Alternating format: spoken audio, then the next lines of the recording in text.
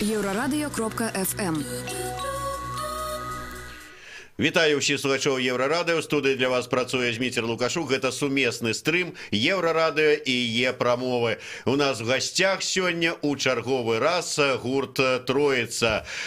Іван Кірчук і Юрый Павловскі. Добрый дзень, шановное гаспадарства. Хтосьці можа нас абвінаваціць, што, маўляў, Троица, ну, прынамсі, вось Іван Іванович Кірчук амаль пасяліліся ў студыі Еўрарадыё. Але справа ў тым, што мы запрашаем у наш эфір усіх, у каго ёсць годныя падставы для таго, каб сюды прыйсці і пра нешта цікавае расказаць. Таму, калі ласка, усе музыкі чакаем. Вон 5 числа у нас будзе, да прыкладу, Теодор Бастарс у эфіры. Усіх астатніх запрашаем. І у Троицы ёсць шыкоўная нагода чарговы раз прыйсці і расказаць пра тое, што 4 красавіка што будзе, Іван Іванович? Ну, па-першае, мы пачынаем рыхтавацца да нейкай невялічкай такой даты 20годдзя Троицы. Менавіта ў 99-м годзе мы ўпершыню гэтым саставам выехалі ў Галандыю і разам з музеем, з батлейкай, якая вандравала 19 гадоў, пачыналі сваю дзейнасць. І вось менавіта ў траўні адбудзецца 20годдзя, таму мы пачынаем рыхтавацца. Вось гэты канцэрт, гэта не будзе, напрыклад, дэманстрацыя ўсіх песень, якія ўвайшлі ў альбом «Цар Агонь». Але, відаць, на верасень, на восень будзе зноў-такі такая вялікая прэзентацыя. Таму пачынаем рыхтавацца да юбілея. Ну, вы пачынаеце рыхтавацца да юбілею, тым не менш, наколькі я разумею, бліжэйшымі днямі будзе канцэрт, і на які мы зараз можам усіх запрасіць.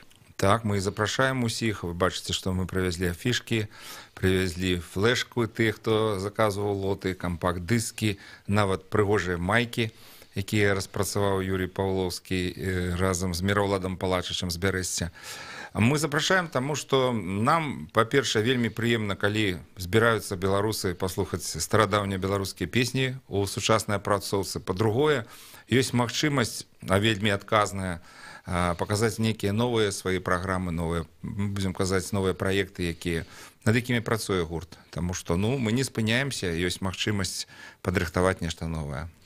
Спадар Юрый, да вас вот пытанне. Раскрыйте все ж таки таямницы. Люди прыйдуць на ваш концерт Троицы вот 4 красавіка. Чым можна заманіць вот такую заманушку? Вы там убачыце тое, чаго не бачылі нідзе і ніколі. Вот чым-небудзь вот расскажите, все ж таки невеличкий секрет, не уще.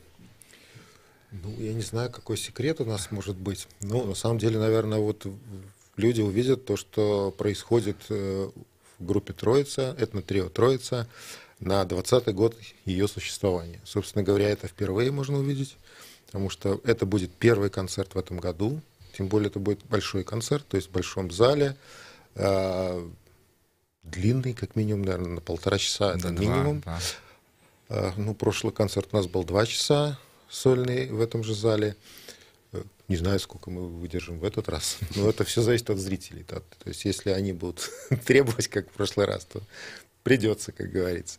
Поэтому, ну, наверное, вот это вот все. Ну, мы готовимся, мы серьезно готовимся. Мне здаецца, что мы можем не здзівіць, мы можем только... Ведаеце, сёння вельмі складана здзівіць музыкай, але ёсць розныя падыходы да апрацовак беларускіх народных песень. На жаль, у нас няма і праўда таких, будем казаць, буйных фестывалей міжнародных, World Music, дзе шмат каманд маглі б паказаць сваю творчасць. І вы бачыце, на беларускай тэрыторыі існуе не так шмат гуртоў, якія займаюцца беларускай народнай песняй у сучасных апрацоўках. Але ёсць магчымасць паказаць тое, што можам мы ўтрох. Ну, напрыклад, я з вакалам, з тымі музычнымі духавымі інструментамі струннымі, якімі валодаю, Юрий Павловскі з усей перкусіі, якую толькі мы можам, таму што Мінск дае магчымасць усё гэта прывезці недалёка. Бо буйныя фестывалі, напрыклад, калі самалётам была Партугалія, ну, мы там не ўсё маглі з сабой взяць.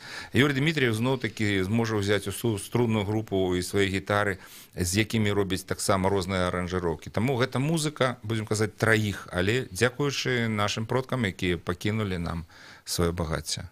Мы шмат кажем, разважаем про тое, что вот сгубили белорусы свою сувязь со своими коронями, со своими продками, не ведают старожитных песен. И есть разные формы, як моладзь, да прыкладу, вот неяк так зацікавіць іх старажытнымі беларускімі песнямі. Вот мы на эту тэму размаўлялі з лідарам гурта «Зніч» Таболічым. Вот менавіта ёсць жа людзі, якія любяць цяжкую музыку, метал. І тут раптам праз метал, металістам гэтым раз такой форме падаецца старадаўняя беларуская песня. І вот, ну, яны разлічваюць, што моладзь, вот такія металістаў, фанаў зацікавіць такім чынам. Ваша музыка, вот каго можна зацікавіць, вот тых, хто адарваны ад каранёў і раптам троіцца? Вот хто, якая катэгорыя людзей, узроставая людзей? Ну, я, наверное, скажу, что наша музыка, она очень сложно вписывается вообще в какую-либо стилистику. То есть некоторые называют это акустическим роком, некоторые называют это фольк-фьюжн.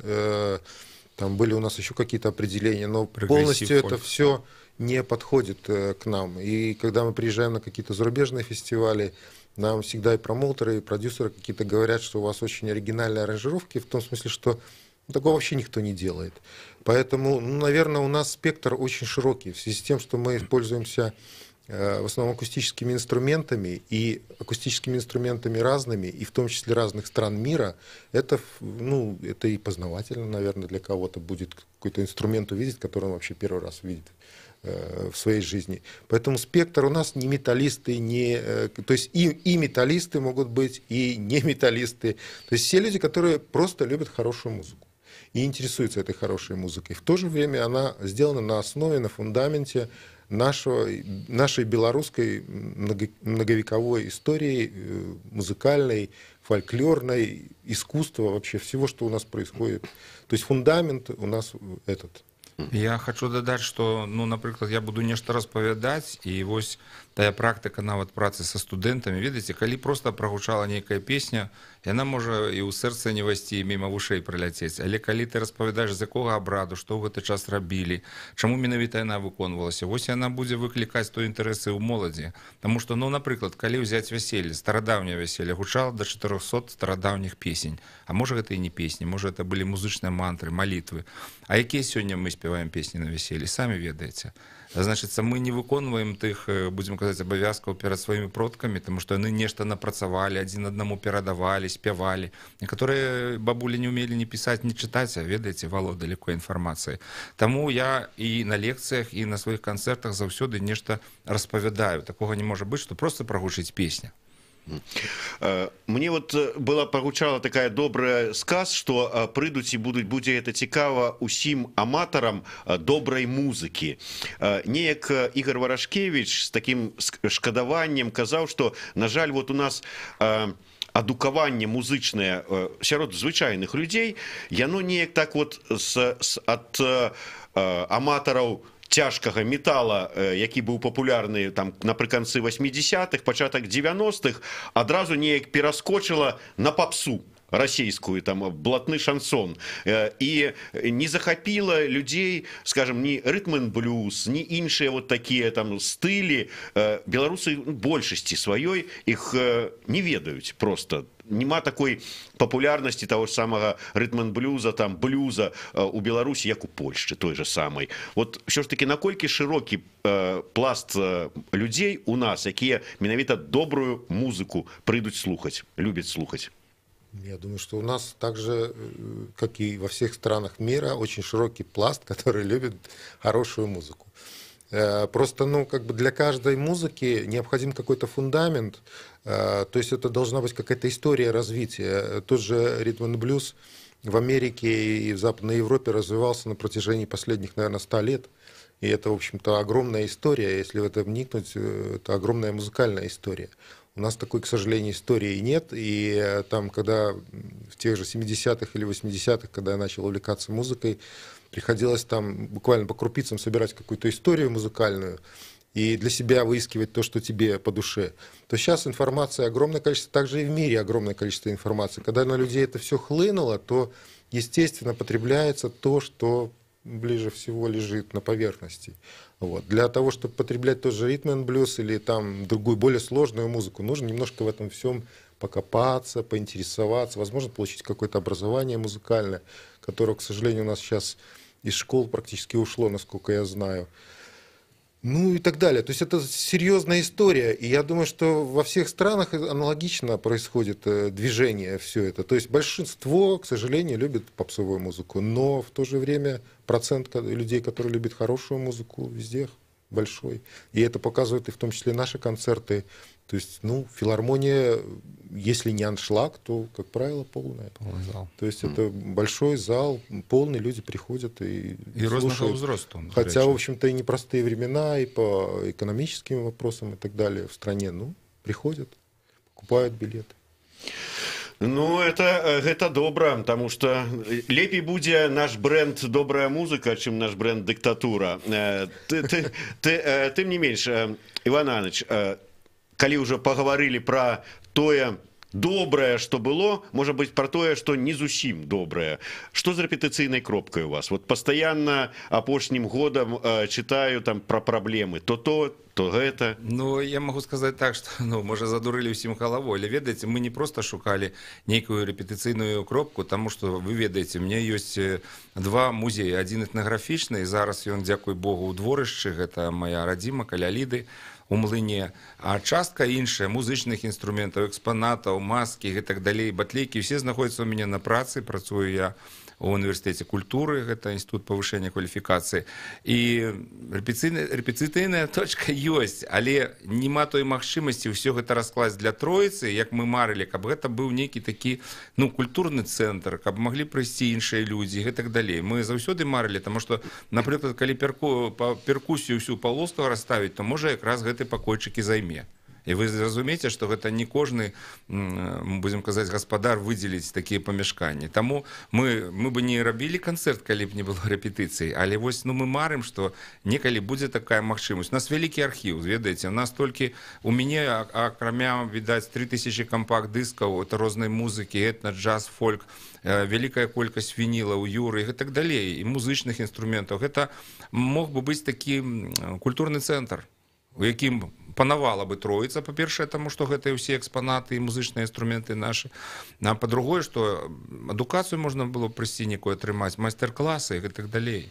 Можна ўжо нейкі такі універсітэт, ну, не універсітэт, ну, там, я не ведаю, там, школа, ліцэй і мы троіцы. Мы звярталіся некалі ў Міністэрства культуры, у нас былі такія свае прапановы создаць такі этнацэнтр, этналабараторыю, не ведаю, і шмат чаго распісвалі на той час, але, ну, на гэта ніхто не звярнуў увагі, таму што, ну, па-першае, трэба даць памяшканне, а потым, ну, неяк нас уладкаваць у гэта памяшканне, хто мы там такія будзем. Тому покой мы марим, ну, ось потиху идем, ну, может... Могу немножко добавить, что у нас просто есть определенная специфика. Вот почему мы, ну, так, немного, наверное, на виду из-за всей этой репетиционной точки и так далее. Потому что мы, к сожалению, не можем пользоваться чужими. Нам предлагал тот же Михалок, и мы пользовались этой точкой. Но это очень для нас тяжело, потому что все инструменты, на которых мы играем практически, необходимо привести на эту точку, отрепетировать, там, собрать и все увести. Потому что все то, что находится на обычной рок-н-ролльной репетиционной точке, ну, нам не нужно, в принципе. То есть ни барабаны эти, которые там стоят, ни колонки и так далее. Нам это не надо, нам нужно просто помещение, где-то можно расставить свое. А вот такого помещения не было, поэтому у нас была такая, ну, пошук в принципе, был практически все, да. Полгода мы вообще без ничего были. То есть все хранилось дома. У меня полкомнаты занимали все мои инструменты, которые есть. Сейчас временно нашлось помещение, сейчас мы репетируем конкретно, и есть какое-то помещение, которое нам выделили там на какой-то период. Я не хочу говорить, насколько это будет, сколько это продлится, что мы не знаем. Слава Богу, что есть. Дякую велике, перервемся на невеличкую паузу. Короткий выпуск новинок на Еврорадио. Я нагадаю, что у нас у гостях удельники гурта «Троица». Протягнем праз хвилину.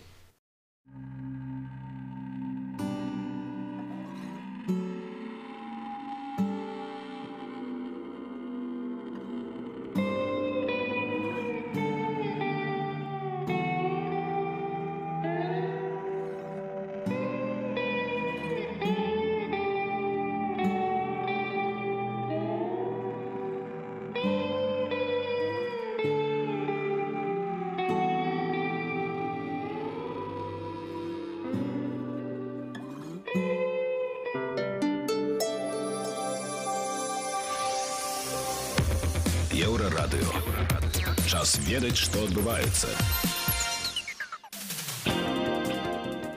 Вітаю, каротка пра асноўныя падзеі. Следчы камітэт завяршыў расследаванне крымінальнай справы на 41-гадовага дырэктара сталічнага прадпрыемства. Мужчына зладзіў для жонкі фіктыўнае афармленне на працу. Аднак падчас расследавання ён цалкам кампенсаваў шкоду, прызнаў віну і раскаяўся. Яго вінавацяць у крадзяжы шляхам злоўжывання службовымі паўнамоцтвамі, узялі падпіску пра нявыезд і належныя паводзіны. Ён атрымаў для сваёй сям'і 18 000 незаконных рублёў. У Полацку школьнікі падчас вакацыі гуляюць на будаўнічай пляцоўцы, плаваюць на вялізнай лужы на кавалку пенапласту, як на лодках. Палачанка напісала пра гэта ў інтэрнэт. Піша, што глыбіня лужыны складае больш за метр, і гэта пагражае трагедыяй. Еўрарадыё адказалі ў аддзеле архітэктуры і будаўніцтва Полацкага райвыканкама. Смысл делать, если строительство идет полным ходом, микрорайон пока застраивается, там предусмотрены детские площадки, естественно, но на несколько домов, допустим, одна площадка. Как бы люди все равно сами не знают, чего они больше хотят. Одни приходят детскую площадку, требуют, а другие приходят, говорят, дайте мне стоянку, у меня в квартире там 2-3 машины. Адказала нам намесніца начальніка аддзела архітэктуры Ганна Калужонак, яна абяцае патэлефанаваць будаўнікам наконт лужыны. Нацбанк пашырае свае паўнамоцтвы. Адпаведны ўказ ужо рыхтуецца. У гэтым указе умацуюць панятак фінансавай стабільнасці. Гэтым паняткам і будзе ў асноўным займацца Нацбанк і ўрад. Больш навінаў на еўрарадыё.фм.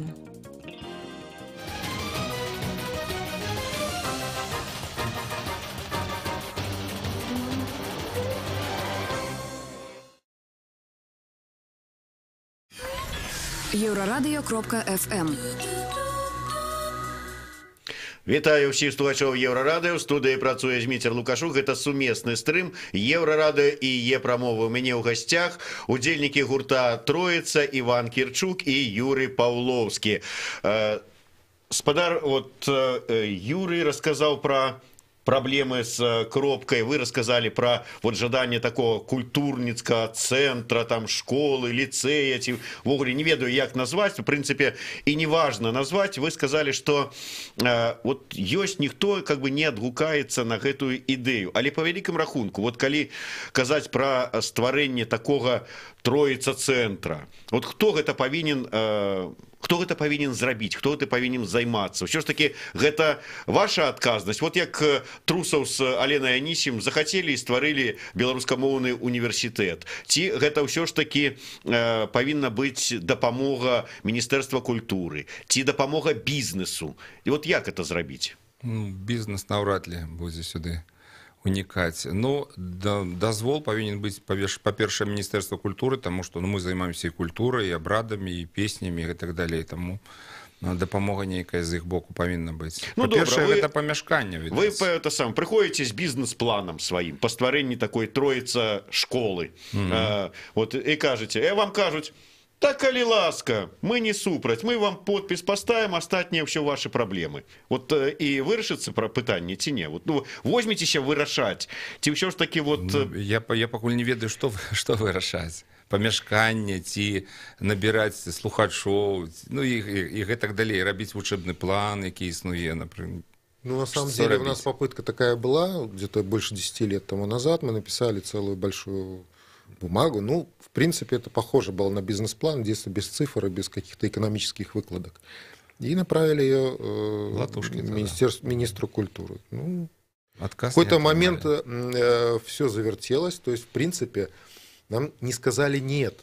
Нам сказали «да». Но помещения у нас нет, того нет, этого нет. Потом нам вроде как бы предлагали какие-то помещения.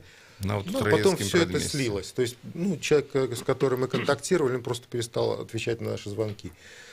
Поэтому, к сожалению, так как есть, вторую попытку мы пока не делали и, возможно, и не будем делать уже на самом деле, потому что у нас тоже время уходит. Мы, на самом деле, Троицей занимаемся втроем. У нас нет ни концертного директора, ни каких-то продюсеров, менеджеров и прочее, прочее. То есть все, что вы видите, там диск выпущенный и так далее, это усилия 3 человек. И, это отнимает много времени в жизни. Вот. Вот мне сапраўды, да, дает ли оно все вот нам возможность еще дальше чем-то заниматься? Ну, вопрос, потому что все загружены. Мне вот сапраўды давно цікава, а чаму у нас вот нема вот этой такой, ну, нормальной музычной индустрии, в тым сэнсе, что нема вот этих вот продюсеров, директоров, неких вот фильм продакшена вот этого вот всего. Чаму? Вот як вы лічыце? Пытанне, куды гэта рыхтаваць, калі два міжнародных фестываля ў рэспублікі? Ну, продюсеры у нас, наверное, есть, но далеко не у всех. Ну, вот говорили про попсу, говорили про какие-то более успешные коллективы. Понятное дело, что продюсер всегда будет у группы, которой, там, допустим, ну, от 50 до 150 концертов, как у Михалка в год. Если у Троицы там 10-12 концертов, как у нас, учитывая все даже мировые там фестивали, на которые мы ездим, и очень крупные фестивали, у нас в год может быть там 10-15 концертов. Естественно, продюсер никакой не пойдет. Любому продюсеру надо платить зарплату. То есть это работа, которая требует какой-то... Но если это не приносит материальные выгоды, то, естественно, найти какого-то человека на вот такую должность. Ну а как? Тое, што вот вам самім даводзіцца гэтым займацца, можа быць, для гэтага, каб вот такімі справамі займацца, ну вот павінен быць чалавек з нейкай жылкай, як кажуць. Ну, бізнесам же ж не кожны можа займацца. Так и тут. Вот, а доводится самим. Можно сказать, что вот часом из-за того, что сами, вот нема, вот, как кажуть, призвания к такой деятельности менавіта, есть некие провалы. Ну, я считаю, что да, абсолютно. Ну, да, то есть, конечно, это не наша работа.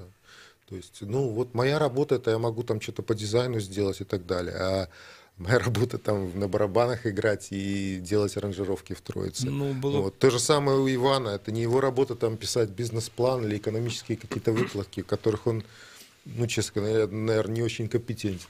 Было по-розному, приходили до нас разные люди и сказали, я буду с вами працаваць, колькі вы будете мне платить. Мы казали, колькі ты заробишь, потому что мы не супраць твайго заробку. Але мы, напрыклад, павінны штосьці з гэтай музыкі атрымаць. Прайшлі ўжо тыя часы, калі Троіца ездзіла на розныя фестывалі і, будзем казаць, і ў мінус, і ў ноль, і так далей. Рознае было за 20 гадоў. Але ну, прыходзіць час, калі, напрыклад, тыя ж музычныя інструменты трэба купіць, і Юрію нешта абнавіць, і струны на гітару купіць, і гэтак далей. Гэта адбываецца кожны год. Ты павінен гэтым займацца. Таму музыка павінна прыносіць яшчэ і грошы, акрамя з таго задавальнення і, будзем казаць, шчасця, у якім жывем, калі працуем разам. Я да таго, ну, такая... Не могу не спытацца, уж прабачце. Такая, можа быць, не вельмі прыемная гісторыя, калі вот вы на свой папярэдні альбом «Цар Агонь» збіралі грошы праз краундфандинг, і потым, ну, таксама такія былі выпадкі раней, калі там, скажем, вот ты нам дапамог, мы табе за гэта свой альбом, прыедзь яго забяры. І вот нехта там пакрыўдзіўся, маўляў, чаго я там буду некуды ездзіць, вот арганізуйце там нейкі там автограф-сесію, там, да прыкладу, он дзе-небудзь, я не ведаю, дзе ў Граі, в Академ кнігі, там, ці яшчэ дзе, і мы тут прыйдзем, і автограф, это самае, селфі зробім вот с Иван Ивановичем, і вот людзі пакрыўдзіліся, што некуды трэба было ехаць. Вот як вы лічыце, вот ўсё ж такі правильно, неправильно, ёсць тут вина, не ёсць тут вина, ці вот абставіны так склаліся. Зараз больш Юра раскажа. Я толькі нагадаю, што калі была прэзентацыя альбома вельмі падобнай назвай, які называўся у нас «Жар-жар», і гэта было ў краме музычнай, і вы не паверыце, што прыйшлі ўсяго 2 чалавекі. І мы чакалі з гадзіну, каб яшчэ хтосьці прыйшоў, зрабіць фота і гэтак далей. 2 чалавекі прыйшло на гэту, будем казаць, прэзентацыю новага альбома. Менавіта з цяжкімі гітарамі маглі прыйсці і металісты, маглі прыйсці тыя, хто фольк любіць. Таму мы ўжо гэта рабілі. Ну, а зараз Юра больш падрабязней, таму што ён вядзе гэту справу вельмі даўно. Ну, я считаю, что тут и наша вина, конечно, безусловно, есть какая-то, потому что, ну, вот я опять же вернусь к тому, что я говорил. То, что наша вина главная в том, что мы втроем всем этим занимаемся. То есть мы взвалили на себя этот большой ВОЗ, большой-небольшой, это уже как бы не нам судить, но мы его везем, несем как умеем. То есть, естественно, у нас есть какие-то ошибки, мы не пиар-менеджеры, мы не там продюсеры, менеджеры какие-то, которые занимаются вот этими рассылками и так далее. У нас у каждого есть своя работа, безусловно, которая хоть какие-то деньги приносит для того, чтобы мы не умерли просто с голоду и так далее. Вот. Еще в качестве своего оправдания нашего, естественно, я могу сказать, что в краудфандинге, благодаря которому выпустился вот этот альбом, там эти майки вышли и так далее, участвовало всего лишь 178 человек. То есть это для Белоруссии, в общем-то, я цифру считаю, что... меньше, чем мало. Да. Потом, после того, как я подвел итоги, я всем занимался, я понял, что из Беларуси, в принципе, у нас около 100 человек. Остальные все люди либо из дальнего зарубежья, либо очень дальнего зарубежья, причем те, которые из Беларуси, еще и не все из Минска. После этого возникает вопрос, как этих 100 человек собрать в один день, чтобы это было удобно и нам, и им, в каком-то кафе. И мы поняли, что это просто нереально. Я, на самом деле, собираю этих людей уже больше 2 месяцев. Безусловно, если там человек, могут быть всякие обстоятельства, там человек инвалид или еще что-то такое, он дал деньги, естественно, мы какие-то диски просто высылаем по почте. Если человек не может ко мне приехать там домой забрать их, никаких вопросов нет. Но, конечно же, заниматься развозом как курьер, это уже совершенно невозможно в данных обстоятельствах. Ну и в то же время собрать, вот как я говорю, в какое-то кафе, сделать какую-то вот такую вечерину, просто мы этих людей не соберем, к сожалению. Калі ўжо заговорили про тое, колькі людзей адгукнуліся на просьбу дапамагчы і паўдзельнічалі ў краудфандингу, я уже не один раз сутыкаюся, и это не только музычныя проекты, іншыя проекты, калі люди вот так вот звяртаюцца, вераць у поспех, у кагосьці не атрымліваецца зусім, хтосьці потым сам дакладвае свае грошы і гэтак далей, і люди пасля ўсяго гэтага кажуць, что да не ўжыць, болей я з гэтым краудфандингом звязвацца не буду. Вот такие у вас адчуванні пасля удзелу ў гэтай кампании застались? Опять же, вопрос опять ко мне, потому что всем этим занимался я в основном, то есть и финансовыми вопросами с банком и так далее. Могу сказать, что в нашей стране этот вопрос вообще очень сложный, потому что этот процесс никаким образом не регулируется, и он вообще вне зоны действия ни налоговой инспекции, ни банковской инспекции и так далее. Вопросов возникает по входу всего этого миллион. Причем никто на это не может ответить. Поэтому я могу точно сказать, что я больше не хочу с этим связываться. Учитывая, что мы еще собрали где-то 30% от общей суммы, которую мы планировали собрать, естественно, нам пришлось все перекраивать, и бюджеты, и те планы, которые мы должны были сделать, но все равно в результате всего, что мы сделали, мы все лоты, которые мы должны отдать людям, то есть то, что мы обещали, по всем этим самым, мы все обязательства... Все подрихтовали так. Все.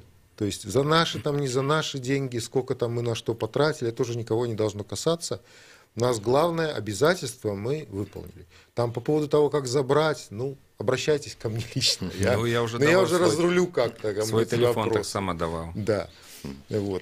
Да, конечно, предполагалось, что обиженный кто-то будет. Кому-то не хочется в Чижовку ехать. Господи, черт его знает, на какие-то там, вдруг еще там забьюсь какие. У ваших этих Чижовках там, может быть. Мне скажите мне просто, як люди, тым больш, што звязаныя, дарэчы, папярэдняе пытанне, як разыходзіцца апошні альбом, калі мы гаворым чыста пра CD, да прыкладу. Купляюць люди, не? Пока в продажу альбом нигде не поступил, я все держу пока для тех людей, которые, естественно, я хочу, чтобы те люди, которые нам предварительно дали деньги на все это, и они в нас верили, чтобы они в первую очередь получили альбом. Но, безусловно, есть предложение достаточно покупки альбома, и мы каким-то образом решаем эти вопросы. Иван что-то там на своих сольных мероприятиях распространяет. Да, интерес есть. И у меня приехали люди из Украины и из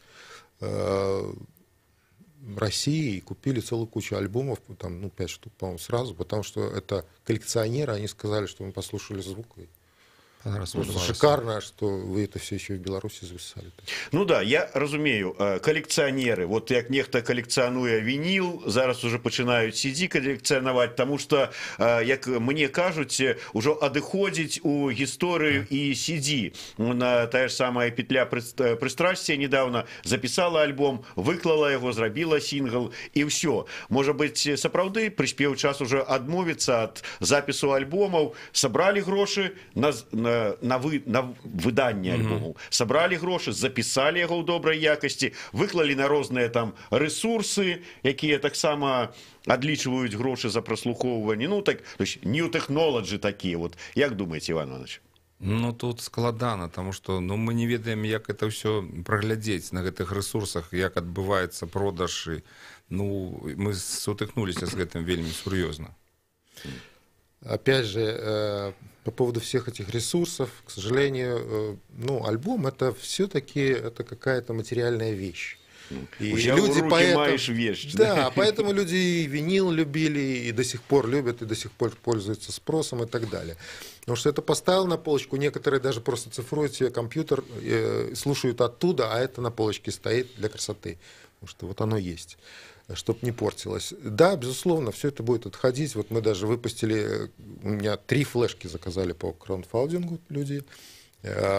Это флешки фирменные там с нашими логотипами, и там оцифрованы в самом хорошем качестве все альбомы Троицы.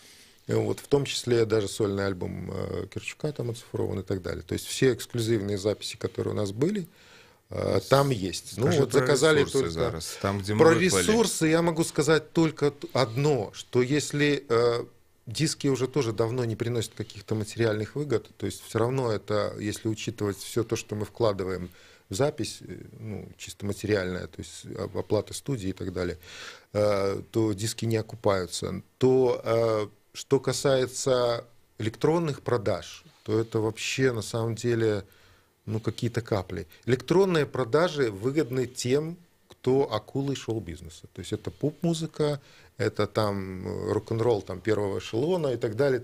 Они, наверное, получают какие-то деньги. Хотя и с их стороны я вижу, что люди не очень-то довольны. Вот. И второй момент, я даже какой-то момент вообще хотел отозвать все эти электронные продажи, все выложить на торрентах, чтобы люди спокойно, свободно могли все это послушать. И нам это больше рекламой служит, чем что-то другое, потому что, допустим, я могу сказать такую вот элементарную цифру. Немецкая компания продает наш альбом «Зимочка» в электронном виде по всему миру. За последние 2 года, 2018 и 2017 год, мы от них получили эту базу по продажам. Так вот, заработок 27 евро за 2 года. Зразумела. Все. На жаль, трэба завершаць коротко. Іван Іванович, хотел бы ваше просто меркаванне. Вы чулі про затрыманне музыкантаў Вольска, Варашкевіча, Ватюшкевіча. На ваш погляд, ці павінен музыкант мець грамадзянскую пазіцыю? Тут кожны вырашае сам. Я могу сказаць за ўсіх не вырашаю. Кожны павінен вырашыць сам, як ён будзе паводзіць сябе.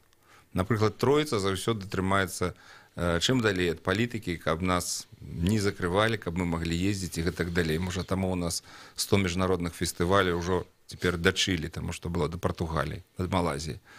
Мне здаецца, тое, што робіць Троіца, менавіта звяртаецца да старадаўніх песень, гэта таксама гражданская позиция. Дякую вялікі. Яшчэ раз нагадаю, 4 красавіка Белдзяржфілармонія будзе вялікі сольны канцэрт гурта Троіца. Зміцер Лукашук працаваў для вас у студыі. Гэта быў сумесны стрым Еўрарадыё і Е-прамовы. Дзякуй, слухайце і глядзіце нас.